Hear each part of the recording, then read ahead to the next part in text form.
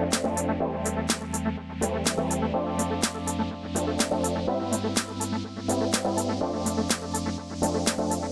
time I'm reaching over, I'm doing a pump, 2 pumps moisturizer, 2 pumps flaxseed gel. With the castor line, because it's gonna be a little heavier on her hair and give her more definition. And I don't put it on her scalp, because that's unnecessary. You don't need to put product on your scalp. Avoid buildup there, but if you don't want crunchiness, make sure you start low, because you can always add more. Start with less than you think you need, and then build up, all right? So start with a half a pump or 1 pump, and then build up from there. I'll show y'all just the back real quick. But this is the hair with no product. It is conditioned, but it has no styling products, all right?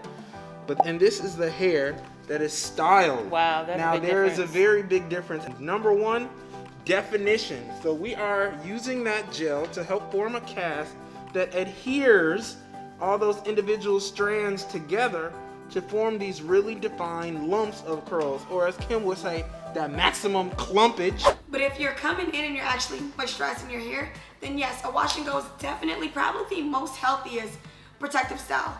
The hair is open, you're not messing with it, it's defined, it's detangled. Where can you go wrong? And you want to use your kit. Because girl, if you're not using your kit, what are you doing? Gel is perfect for your fall routines because it'll help your style last longer so you don't have to keep styling, washing, and manipulating your curls. During the fall season when I'm working out and sweating a lot, the gel preserves my curls so I don't have to keep refreshing throughout the week. Normally after I moisturize my hair, I do notice some frizz. But what I noticed this time when Kim did my hair, I really had no frizz in my hair at all. And I think that's partially due to the techniques that she used and using the diffuser to completely dry my hair. So I don't know where my diffuser piece is. Last night, I slept like this. I didn't have my diffuser. I had my bonnet.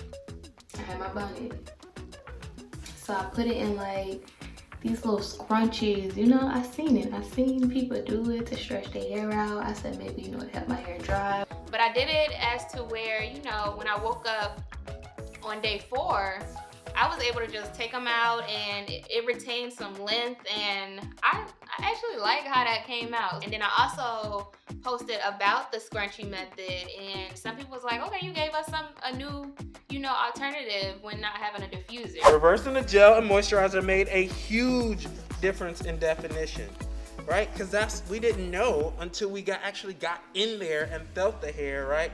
And tried it out. And so if you are higher porosity, I think the reverse method is going to be ideal for you. Higher porosity, somebody who maybe has color treated hair, somebody who has potentially fine hair, somebody who maybe wears braids, like you're probably going to have a higher porosity. So doing a reverse method is going to be excellent because the gel is going to get into those strands first, and the moisturizer is just going to help provide a little bit of hold and conditioning. My first tip for having multiple patterns in your hair is to tend to the tighter pattern. For example, the front of my hair is much looser than the back, but I would rather the front get more attention than it needs than attend to the front and the back gets neglected because it can lead to damage. It is not the no oils and butters challenge. It is not the 3 product challenge. It is not whatever has been created by people trying to make a name for themselves. It was the 30-day hair detox. And the detox was about elimination. Eliminating the things that were not serving you, going back to the absolute basics, and then learning the fundamentals of hair so that you can apply them to any product, any style, anything that you want to do with your own hair. We have never been anti-oil, anti-butter. To say, give your hair 30 days without these raw oils and butters or products that have them really, really high in the ingredient list so that you can get to know your own hair. At the end of the 30 days, you can make whatever choices about products.